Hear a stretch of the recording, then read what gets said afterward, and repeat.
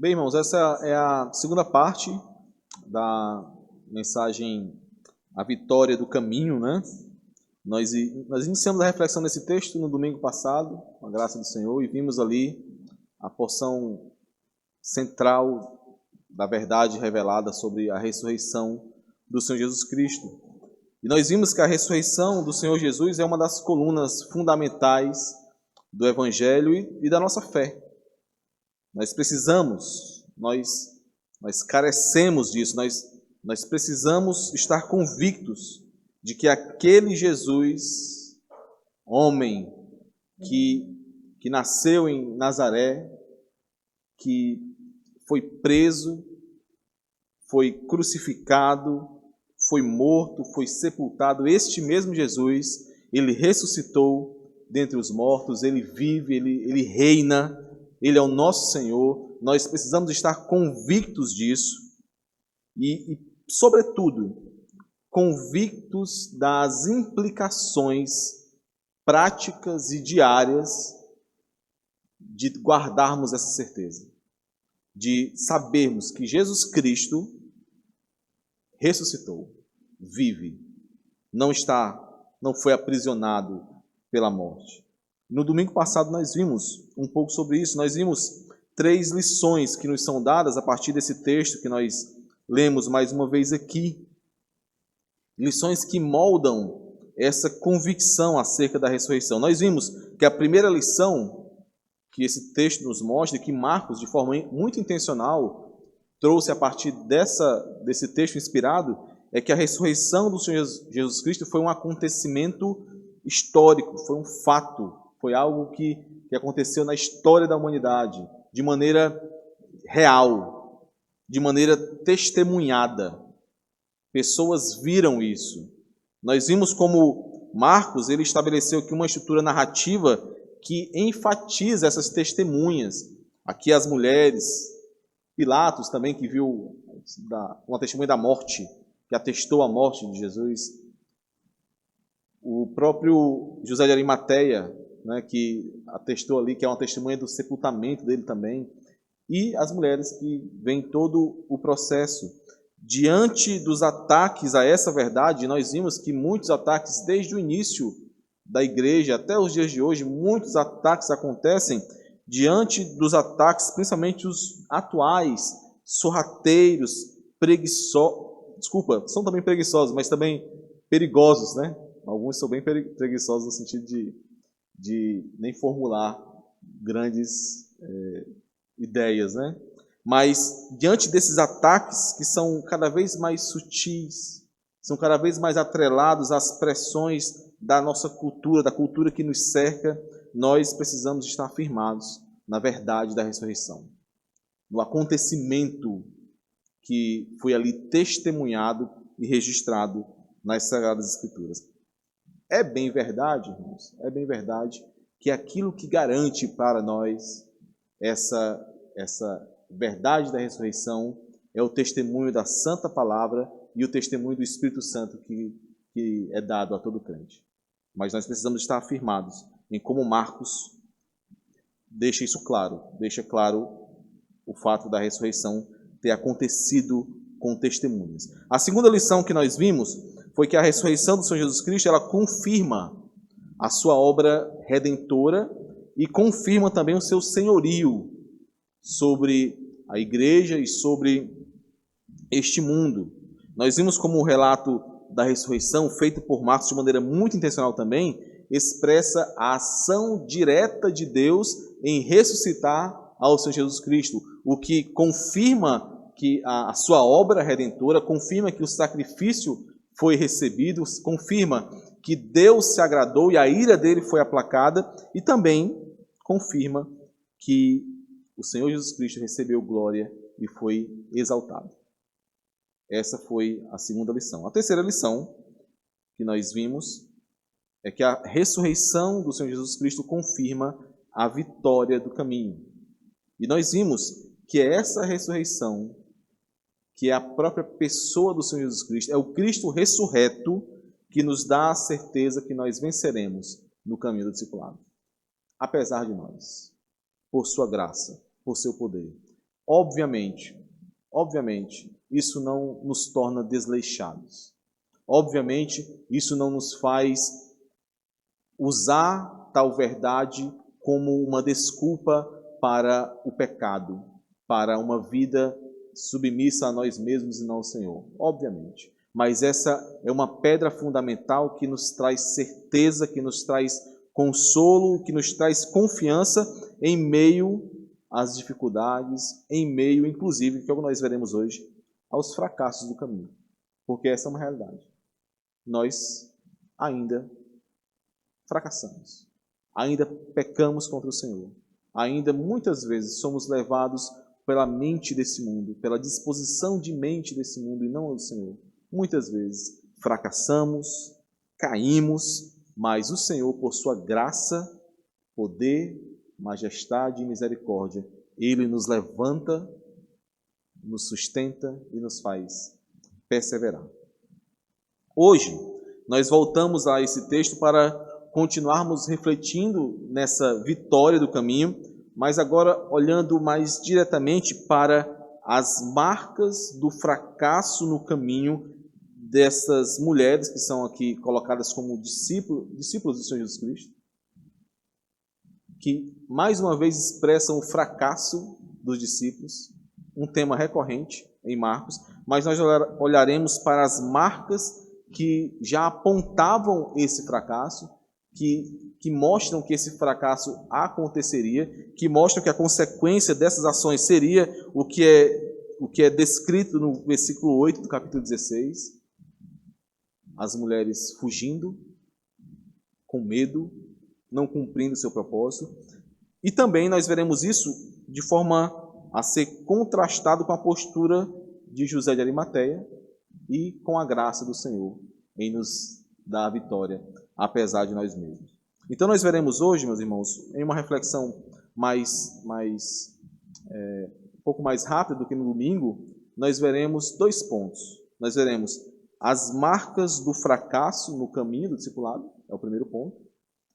Olhando para a trajetória dessas mulheres, nós vamos ver aqui, irmãos, que é muito interessante a forma como Marcos descreve isso. Marcos ele deixa um caminho sendo trilhado por essas mulheres, nós veremos já já.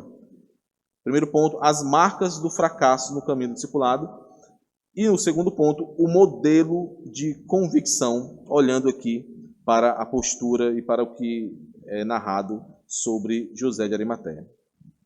Vamos então ao nosso primeiro ponto, as marcas do fracasso no caminho do discipulado. Nós devemos perceber, irmãos, à medida que vamos lendo esse relato feito por Marcos, nós devemos perceber que essas mulheres que estavam aqui testemunhando tais fatos, elas possuem uma postura que está progredindo e que vai resultar nelas fugindo, amedrontadas, sem crer ali na ressurreição e deixando de fazer o que deveriam fazer. Vamos ler alguns versículos que mostram esse caminho. Marcos capítulo 15, versículo 40, o primeiro versículo do nosso texto de hoje. Estavam também ali algumas mulheres observando de longe, e aí, atenção a essa palavra, observando de longe, entre elas, Maria Madalena, Maria, mãe de Tiago, o menor, e de José, e Salomé. Agora avança um pouquinho, vai lá no versículo 47, que é o versículo utilizado por Marcos aqui, é o texto utilizado por Marcos para colocá-las como testemunhas do sepultamento de Jesus. Versículo 47. Ora, Maria Madalena e Maria, mãe de José, observaram onde ele foi posto. Esse observaram é a mesma palavra utilizada por Marcos do observando, lá do versículo 40. Avança mais um pouquinho. Capítulo 16, versículo 4, nós temos o seguinte. E olhando, viram que a pedra já estava removida, pois era muito grande. Nesse versículo, a nossa tradução, ela utiliza essa palavra viram, né, para destacar o que está acontecendo ali com as mulheres. Elas olhando, viram. Poderia também ser traduzido como olhando, observaram. Mas é a mesma palavra utilizada por Marcos nos 2 versículos anteriores. Então, Marcos está marcando aqui essa descrição, dizendo que as mulheres, após a morte, observaram de longe, observando de longe após a morte de Jesus. Após o sepultamento, elas observaram onde ele foi posto e ali na ressurreição, elas olhando, observaram, ouviram que a pedra já estava removida. Existe essa estrutura intencional por parte de Marcos. Existem diferentes palavras utilizadas por Marcos para descrever alguém que está vendo algo, né?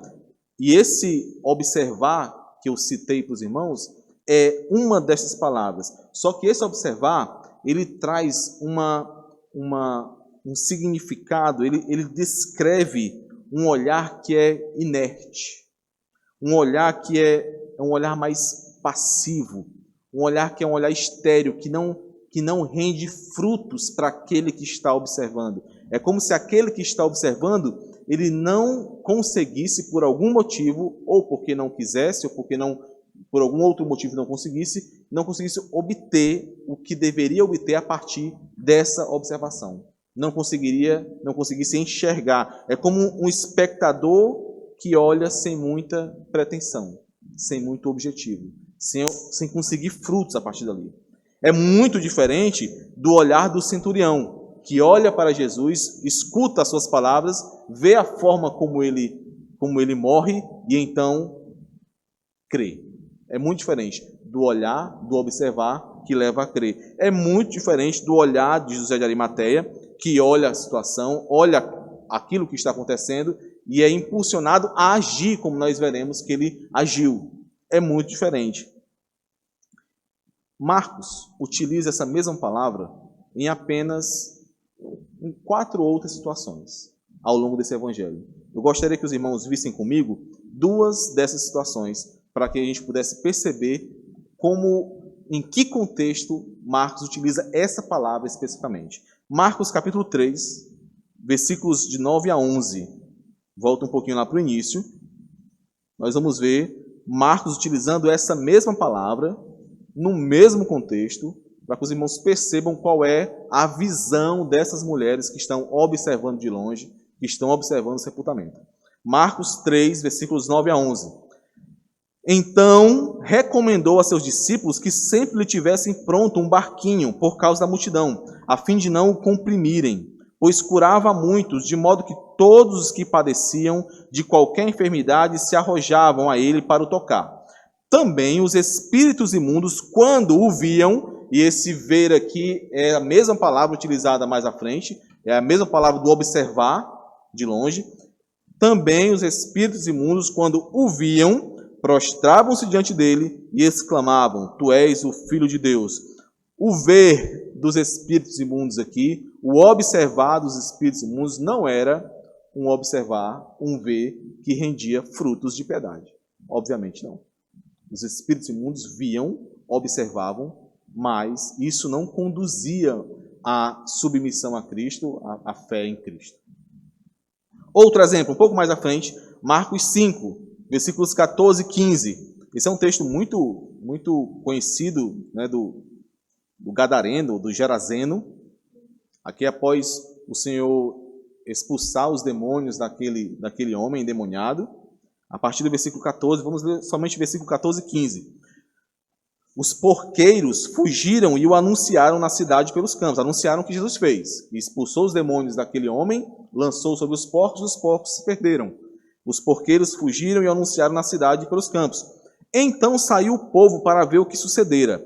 Indo ter com Jesus, viram, esse viram é a mesma palavra que nós estamos aqui enfatizando. Indo ter com Jesus, viram, né, o pessoal lá de Decápolis, viram o endemoniado, o que tivera a legião, assentado, vestido em perfeito juízo e temeram. Se os irmãos lembram, estes que viram, estes que conheciam esse endemoniado, conheciam de muito tempo, sabiam quem ele era, estes, vendo o que viram, ao invés de crerem no Senhor, ao invés de buscarem ao Senhor, estes viram, temeram, e o resultado desse temor foi pedir ao Senhor Jesus Cristo que fosse embora. Foi o que eles pediram. Esse foi o resultado desse viram aqui, desse observar, que é a mesma palavra que nós estamos enfatizando. Então, meus irmãos, As mulheres, essas mulheres, testemunharam a morte do Senhor Jesus Cristo. Viram também que ele foi sepultado. Como o versículo 41 não nos deixa esquecer, essas são as mesmas, o versículo 41 do capítulo 15, essas são as mesmas que acompanhavam, que seguiam, né? Esse termo acompanhar da ideia de seguir, são as mesmas mulheres que acompanhavam e que serviam ao Senhor Jesus Cristo ao longo dos últimos anos. São as mesmas mulheres. Essas mulheres viram milagres sendo realizados diante delas. Essas mulheres ouviram ensinos e palavras diretamente da boca do Senhor Jesus Cristo. Certamente ouviram mais de uma vez o Senhor Jesus Cristo dizer que era necessário que ele fosse preso, que ele fosse traído, que ele fosse preso, que ele fosse entregue nas mãos dos principais sacerdotes, que ele morresse, mas também ouviram ele dizendo que ressuscitaria, que ao terceiro dia ressuscitaria. Tudo isso elas ouviram, certamente. Mas o resultado deste caminho de observar de longe, o resultado desse caminho de ver, que não gera frutos da fé, dessa observação passiva, desse ver sem crer. Se os irmãos depois quiserem verificar isso, no texto paralelo de João, do Evangelho segundo João, João revela que quando as mulheres, mais especificamente Maria Madalena, viu que a pedra tinha sido removida, ao invés de lembrar das palavras de Jesus, ao invés de, naquele momento, pensar, o Senhor disse que ressuscitaria e ressuscitou. Ao invés disso, aquela mulher, Maria Madalena, ela imaginou que o corpo de Jesus tinha sido roubado. E foi isso que ela disse para o próprio Senhor, quando encontrou com ele, achava que ele era o jardineiro, disse, Senhor, se foi o Senhor que levou o corpo dele, me diga onde está que eu vou buscar. Essas mulheres observaram o que observaram, mas não creram. O caminho de observação passiva aqui, apática, omissa, incrédula dessas mulheres, resultou nelas fugindo. Resultou no versículo 8 do capítulo 16, delas sendo vencidas pelo medo, delas sendo vencidas pela dúvida, pela incredulidade, e resultou nelas falhando, fracassando naquilo que deveriam fazer, que eram comunicar as boas novas da ressurreição do Senhor Jesus Cristo. Meus irmãos, por favor, observem comigo aqui a sutileza desse caminho de fracasso. Existe uma sutileza aqui que nós precisamos observar. Porque aquelas mulheres eram discípulas do Senhor Jesus Cristo. É isso que o texto diz. Elas seguiam o Senhor, elas caminhavam com Ele, elas estavam com Ele. Essas mulheres, diferente dos apóstolos, estavam ali. Embora observando de longe, estavam observando. Os apóstolos fugiram. Os apóstolos não sequer apareceram ali. Essas mulheres estavam ali, mesmo que de longe. Assim que passou o sábado, elas compraram aromas, como nós lemos aqui, para ungir, para perfumar o corpo do Senhor Jesus Cristo, para honrar ao Senhor Jesus Cristo. Nós vimos isso. Para que pudessem desenvolver esse serviço ao Senhor, de honra ao Senhor, elas dispuseram de recursos. Elas gastaram recursos, dinheiro, elas dispuseram de tempo, de serviço, elas apresentaram um cuidado, um zelo muito maior que os apóstolos que fugiram, que não estavam ali. Mas observe, de que serviram esses aromas? O que foi feito com esses aromas? De que serviu comprar e se preparar para ungir o corpo do Senhor?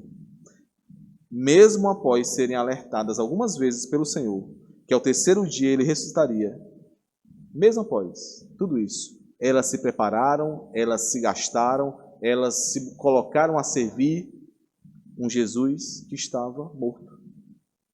Foi isso que elas fizeram. Faça agora as aplicações diretas aí para você, meu irmão. Aplique isso à sua caminhada. Você é um discípulo de Cristo? Aplique isso. Aquelas mulheres eram discípulas do Senhor Jesus Cristo. Será que é assim que você tem buscado a Jesus, como se o Senhor Jesus Cristo fosse um Deus morto? Fosse alguém que não tem senhorio, fosse alguém que não exerce domínio sobre este mundo, sobre as circunstâncias, sobre aquilo que acontece que te tiram a calma, tiram o sono, aquilo que dói, né? Aquilo que nos faz tremer diante deste mundo. Será que é assim que você tem buscado ao Senhor Jesus Cristo, como um Deus que está morto, cuja vontade e cujo poder não podem ultrapassar as circunstâncias desse mundo, cuja vontade e cujo poder estão submissas à sua própria vontade? Aquelas mulheres eram discípulas do Senhor Jesus Cristo. Elas caminhavam com Ele, elas estavam com Ele. Ainda assim, diante de tudo que nós vimos que elas receberam, elas fracassaram. E nós precisamos atentar que algo na postura delas já indicava que elas fracassariam. Algo na postura indicava. Mesmo sendo discípulas, mesmo caminhando com o Senhor, elas fracassaram. Meus irmãos, é essencial que você busque uma igreja saudável, que você esteja em uma igreja saudável. É essencial. É essencial que você esteja ouvindo a pregação fiel da palavra do Senhor, recebendo o ensinamento fiel do Senhor, sendo ensinado, sendo pastoreado, mas entenda, se a sua postura for uma postura de observação passiva, apática, omissa, incrédula em meio à vida da igreja, não adianta, você vai falhar, você fracassará. Pense sobre isso. Pense sobre isso. Como tem sido a sua postura em meio à sua caminhada nessa igreja? Em meio ao ouvir da palavra nessa igreja? Como você tem recebido as pregações?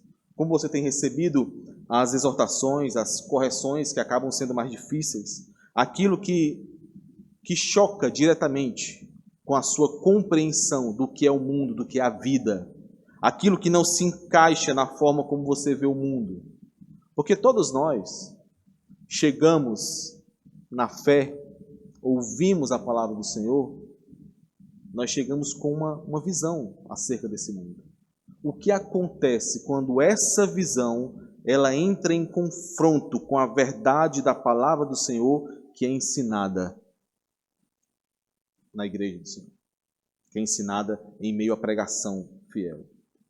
Se a sua postura não for adequada, se as suas guardas estiverem levantadas, se você estiver mais disposto a defender aquilo que você já chegou com ideia formada do que aquilo que o Senhor te revela por meio da Escritura, se for assim, se você não confiar na verdade que é ensinada e experimentada sobre a pessoa do Senhor Jesus Cristo, você fracassará. Você fracassará. Você pode até ouvir os alertas, você ouvirá. Certamente aqui nessa igreja você ouvirá alertas. Certamente. Certamente você ouvirá exortações, mas na hora de utilizar isso, na hora que esse confronto entre a tua mente que foi moldada por esse mundo durante muito tempo e a mente do Senhor apresentada por meio da sua santa palavra, quando isso se chocar, então você agirá como se não tivesse ouvido tais alertas, tais exortações. Como aconteceu com essas mulheres. Isso aconteceu com essas mulheres. E sabe por que isso vai acontecer? Porque vai faltar convicção. Vai faltar convicção. Convicção que é moldada pela palavra do Senhor. Convicção que é moldada pelo receber da palavra de guardas baixas. Convicção que é moldada pela vida da igreja, onde irmãos moldam a irmãos e o ferro afia o ferro, para que a verdade e a prática da palavra possa ser encarnada ali e então ser utilizada como modelo para que outros também a vivam. Vai faltar convicção. Convicção para enfrentar as pressões do pecado, que certamente acontecerão. O pecado que tenazmente nos assedia. Para suportar as pressões da sua carne, das dificuldades, das tempestades, porque tempestades virão. E essas tempestades tenderão a enfraquecer a nossa fé, e é nesse momento que a convicção que nos foi dada nos permitirá suportar essas pressões. Faltará convicção. E sem convicção você falhará. Você será tomado pelo medo da incredulidade. Você resumirá o seguir e o servir a Cristo à sua própria percepção do que significa isso, e não a percepção bíblica. Você limitará isso aos limites que a sua carne estabeleceu. Você colocará limites que você não pode colocar. Que você não pode. E então, como as mulheres aqui compraram aromas, se prepararam para ali ungir o corpo morto do Senhor Jesus Cristo, talvez você até se esforce, se desgaste, mas será em vão, porque não será o Cristo vivo que você estará buscando. Precisamos entender isso, irmãos. Precisamos entender que somente por meio da convicção que nos é dada, em meio ao ensino da palavra, em meio ao moldar na igreja do Senhor, somente assim nós suportaremos os dias maus. Você que está discipulando alguém, você precisa alertar aqueles a quem você discipula sobre essas marcas que indicam um fracasso futuro na caminhada. Não deixe fazer isso. Se você não vê tais marcas, peça ao Senhor e se esforce mais. Esteja mais atento, porque elas sempre surgem. Nós precisamos estar atentos a isso.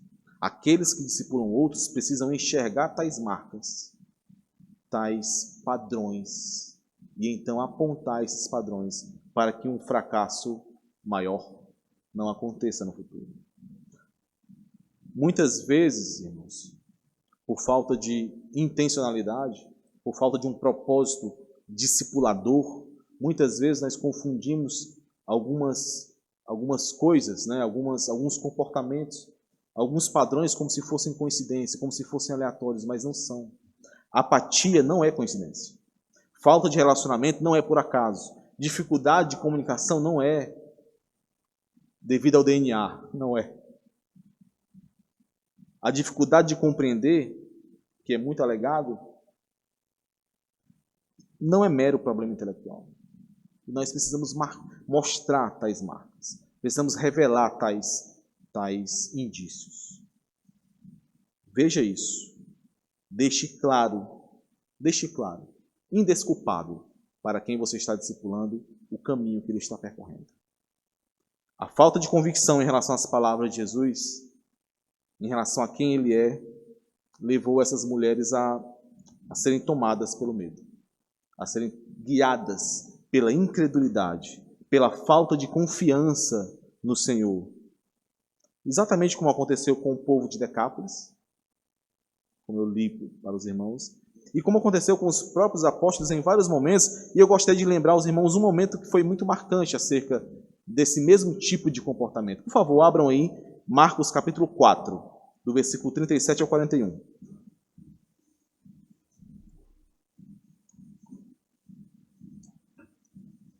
Esse texto faz parte daquele bloco do Senhor Jesus Cristo acalmando a tempestade. Um texto maravilhoso, mostrando ali onde o Senhor Jesus Cristo é revelado ali como ao mesmo tempo homem e Deus. Totalmente homem, totalmente Deus. Vamos ler do versículo 37 ao 41. Ora, levantou-se grande temporal de vento, e as ondas se arremessavam contra o barco. Estavam todos no barco ali, né? De modo que o mesmo já estava a encher-se de água. E Jesus estava na polpa, dormindo sobre o travesseiro.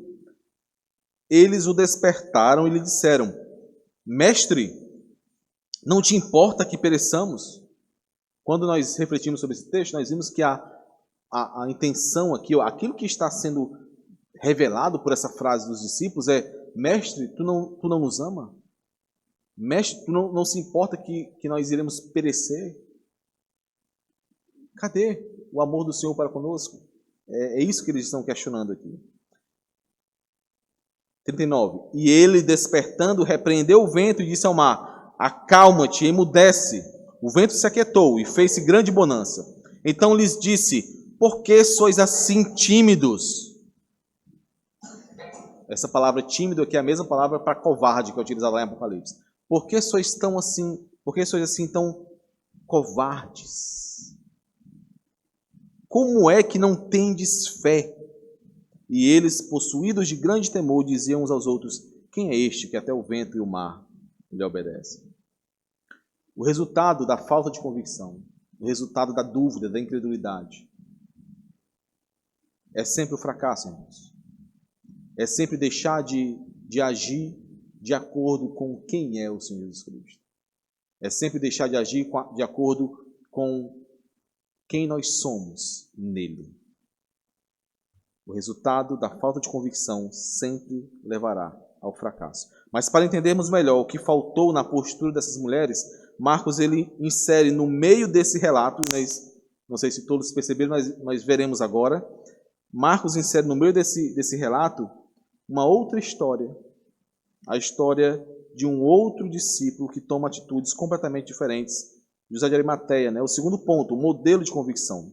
Ao longo da exposição desse evangelho, irmãos, nós vimos que uma das características de Marcos, dos instrumentos utilizados por ele, é a chamada técnica do sanduíche, né? Ele utilizou isso ao longo de todo o evangelho. Marcos inicia um relato, e então ele interrompe esse relato com uma outra história completamente diferente. Quem está com fome aí, falei em sanduíche agora, né? Inicia esse relato, insere uma segunda história, e depois de finalizar a segunda história, ele finaliza o primeiro relato, formando essas camadas. E a ideia dessa técnica é que a história central, que muitas vezes não está tão relacionada à primeira, em outras sim, mas que essa história central traga alguma luz para o entendimento do quadro geral. Essa é uma técnica utilizada por outros autores, mas também por Marcos. E nesse texto que nós estamos vendo, Marcos utiliza isso também. Ele iniciou falando sobre as mulheres que estavam testemunhando a morte e depois deu uma parada no texto das mulheres, falou sobre o testemunho do sepultamento, onde José de Arimateia entra em ação, passa e depois retorna para as mulheres, finalizando o testemunho delas no sepultamento e na ressurreição. Então, Marcos está nos trazendo aqui informações, utilizando essa técnica aqui. Marcos, ele está mostrando o que faltou nas mulheres. Marcos está nos mostrando aqui o que era esperado destas mulheres para que elas não redundassem, não resultassem lá no versículo 8, onde fugiram amedrontadas. É isso que Marcos está nos mostrando aqui, com o padrão estabelecido por José de Arimateia. Vamos ler dos versículos 42 a 47. Ao cair da tarde, por ser o dia da preparação, isto é, a véspera do sábado, vindo José de Arimateia, ilustre membro do Sinédrio, que também esperava o reino de Deus, dirigiu-se resolutamente a Pilatos e pediu o corpo de Jesus. Mas Pilatos admirou-se de que ele já tivesse morrido, e tendo chamado o centurião, perguntou-lhe se havia muito que morrera. Após certificar-se pela informação do comandante, cedeu o corpo a José. Este, baixando o corpo da cruz, envolveu-o em um lençol que comprara e o depositou em um túmulo que tinha sido aberto numa rocha. E rolou uma pedra para a entrada do túmulo. Ora, Maria Madalena e Maria, mãe de José, observaram onde ele foi posto. José de Arimateia, em textos paralelos, é apresentado como um discípulo do Senhor Jesus Cristo. João descreve isso, Lucas descreve isso, um discípulo um pouco oculto, né? Um pouco ali escondido, né? Quase um agente secreto, né? Mas ele era um discípulo do Senhor Jesus Cristo. E aqui, irmãos, Marcos ele estabelece um paralelo muito interessante, se nós observarmos, entre o observar das mulheres, que está sendo marcado o tempo todo no texto, e o esperar o reino de Deus por parte de José de Arimateia. Ambos, esses termos, eles inicialmente podem dar uma ideia de passividade. as mulheres que observavam e o José de Arimateia que esperava o reino de Deus. Pode passar uma ideia de passividade nisso. Mas diferente das mulheres, o fato de José de Arimateia esperar o reino de Deus o colocou em ação, em favor e devoção ao Senhor Jesus Cristo. Nós vimos aqui, logo após a morte do Senhor Jesus Cristo, José de Arimateia ele se apressou para que o corpo do Senhor não ficasse exposto. Muitos condenados romanos ficavam dias e dias expostos na cruz, apodrecendo ali mesmo. Muitos judeus tinham como atitude piedosa ajudar aqueles que haviam sido mortos, de forma que eles não ficassem expostos. Eles tinham esse tipo de atitude. Mas isso nunca se fosse colocado em risco quebrar o sábado. E esse é o ponto que Marcos está mostrando aqui. O Senhor Jesus Cristo ele morreu por volta das 3 horas da tarde. Às 6 horas da noite, daquele mesmo dia, já começaria o sábado dos judeus. É por isso que José de Arimateia se apressa para resolver a questão do sepultamento. Então, ele, José de Arimateia, homem rico, homem respeitado no Sinédrio, não participante de nada em relação à condenação do Senhor Jesus Cristo, ele tomou uma atitude que poucos teriam coragem para tomar. José de Arimateia, ele estava se expondo a um grande risco aqui. Porque primeiro ele estava pedindo a um governador romano o corpo de alguém que fora executado como inimigo de Roma. Então ele estava se expondo e expondo a sua vida ao associar-se a esse inimigo. Sabe quem entendeu muito bem esse perigo? Pedro. Pedro entendeu esse perigo. Tanto é que não precisou nem um governador, não foi um governador. Quando uma serva da casa do sacerdote fez qualquer tipo de associação de Pedro com Jesus, que não tinha sido condenado ainda, muito menos executado, Pedro tomou uma atitude muito diferente de José de Arimateia. Foi o que ele fez? Negou Jesus. A cada momento em que ele era associado ao possível condenado, ao possível inimigo de Roma, Pedro se afastava. Pedro negava. Pedro entendeu esse perigo. José de Arimateia, obviamente, também entendia esse perigo, mas resolutamente ele buscou a Pilatos. Além disso, José de Arimateia, homem de grande prestígio lá no Sinédrio, entre os principais sacerdotes, ele corria o risco de perder esse prestígio, de talvez até perder um lugar no Sinédrio, mas ele não se apegou a isso também. Resolutamente, corajosamente, ousadamente, ele foi em busca de Pilatos pedir o corpo do Senhor Jesus Cristo. José de Arimateia, ele não pôde se omitir.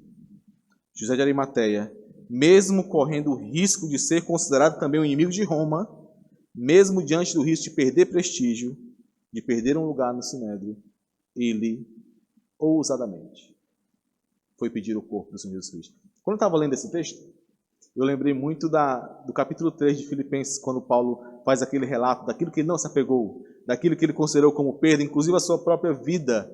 É interessante ver esse padrão nos discípulos do Senhor Jesus Cristo.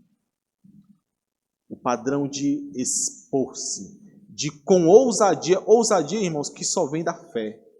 Ousadia que só vem da convicção de saber quem é o Senhor Jesus Cristo. Não estou dizendo aqui que José de Arimateia já possuía plenamente essa convicção, mas que Marcos está mostrando um modelo dessa convicção.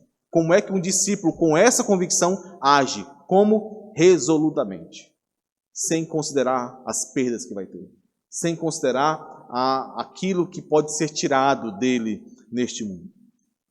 José de Arimateia agiu com fidelidade, com coragem e com ousadia. E por quê? O que conduziu a ação de José de Arimateia? Convicção. É isso que Marcos está mostrando aqui. O modelo de convicção. Convicção de um discípulo. O que molda a nossa ação, irmãos. E nós precisamos estar muito atentos a isso, porque nós, muito facilmente, nós colocamos desculpas em tudo. Nós, muito facilmente, colocamos desculpa em personalidade, na nossa personalidade, no nosso jeito de ser, nas nossas dificuldades.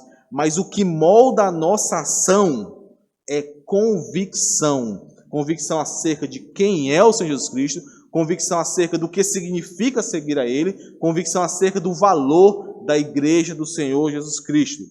Essa convicção jamais será fortalecida a parte da palavra do Senhor e jamais será fortalecida a parte da vida da igreja. Jamais. Quando a convicção falha, a ação também falha. Quando essa convicção não estiver presente, não estiver firmada em sua mente, seu coração, você não agirá como deveria agir, como discípulo do Senhor Jesus Cristo. Muitas vezes nós nos escondemos atrás de desculpas relacionadas à ação. O porquê nós não agimos como deveríamos ou o porquê nós agimos de maneira errada. Pense aí em todas as vezes que você deixou de fazer algo para o reino do Senhor, para crescer em piedade, para crescer em santificação. Todas as vezes que você deixou de evangelizar, de apresentar o testemunho por meio de palavras ou por meio da sua vida a alguém que está perdido. Todas as vezes que você deixou de discipular alguém, teve oportunidades que você viu, opa, ali chegou uma pessoa nova na igreja. Seria bom essa pessoa ser discipulada. Aí você pensa assim, não, mas eu não estou pronto para discipular. Eu não posso discipular. Não, eu não tenho capacidade para discipular. Pense nas vezes que você deixou, por exemplo, de ser discipulado, perdeu oportunidades de ser discipulado, de obter ali a ação, o exemplo, o modelo da palavra encarnado por meio de um discípulo de Cristo. Todas as vezes que você deixou de servir em algo, todas as vezes que você utilizou como desculpa a falta de habilidade, o ter que aprender ainda para poder servir, imagine essas vezes. Salvo raríssimas exceções, irmãos. Não foi tempo que te impediu de agir. Salvo raríssimas exceções. Salvo raríssimas exceções, não foi falta de habilidade, não foi falta de saúde, não foi qualquer outra coisa que te conduziu a não agir, a falhar. Foi falta de convicção do Evangelho. Foi falta de convicção do valor da igreja, foi falta de convicção do reino do Senhor Jesus Cristo, da necessidade de avanço do reino. Foi por isso que você recuou. Foi por isso que você falhou.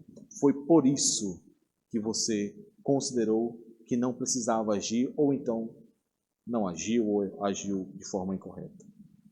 Por trás de toda ação errada, desproporcional à verdade do Senhor Jesus Cristo, por trás da falta de ação, está sempre a falta de convicção. Falta de convicção sobre a pessoa do Senhor Jesus Cristo, sobre a obra do Senhor Jesus Cristo, sobre quem você é em Cristo, sobre o valor da igreja do Senhor Jesus Cristo. Nós precisamos refletir sobre isso. Nós precisamos perceber a importância de termos a nossa convicção fortalecida no Senhor Jesus Cristo. No final das contas, meus irmãos, nós somos sempre chamados a lembrar das promessas do Senhor Jesus Cristo, porque nós falharemos. Nós fracassaremos. Nós perderemos muitas oportunidades de agir de acordo com a convicção que nós deveríamos ter. E no final das contas, somos sempre chamados a lembrar das promessas do Senhor Jesus Cristo. Somos sempre chamados a olhar para Ele, para a sua obra, e não para nós mesmos. Olhar para a busca do perdão e para a misericórdia dEle. Foi isso que o anjo fez naquele túmulo vazio. Observe o versículo 7 do capítulo 16. Após a incredulidade daquelas mulheres, após elas não terem levado em consideração as palavras do Senhor e buscarem um Cristo morto ali, após o medo que elas demonstraram, as palavras do anjo para elas não foram outras senão: ide, dizei a seus discípulos e a Pedro que ele vai adiante de vós para a Galileia, lá o vereis, como Ele vos disse. Somos sempre chamados a lembrar das palavras do Senhor, das promessas do Senhor, porque se Ele disse, não falhará. Sua palavra não mudará. Vão, Ele os perdoará. Vão, diga a Pedro, mesmo tendo negado a Ele, Ele o perdoará. Ele o levantará. Vão, digam a Ele. A nossa vitória, meus irmãos, está ancorada no Cristo ressurreto e não em nós mesmos. Nós precisamos, é um equilíbrio muito difícil, porque é uma lógica muito contrária à lógica mundana. Quando nós encontramos textos que nos mostram a garantia da graça do Senhor, que tudo faz, tudo, e ao mesmo tempo a nossa responsabilidade em agir de acordo com essa graça, nós meio que travamos. Quando nós encontramos textos como o de Filipenses, desenvolver a vossa salvação com temor e tremor, sabendo que é Ele, que é Deus, quem opera em vós tanto o querer, quanto o executar, quanto o fazer, né? Nós travamos. Mas essa é a verdade, meus irmãos. É o Senhor quem garante a nossa vitória. É o Cristo ressurreto.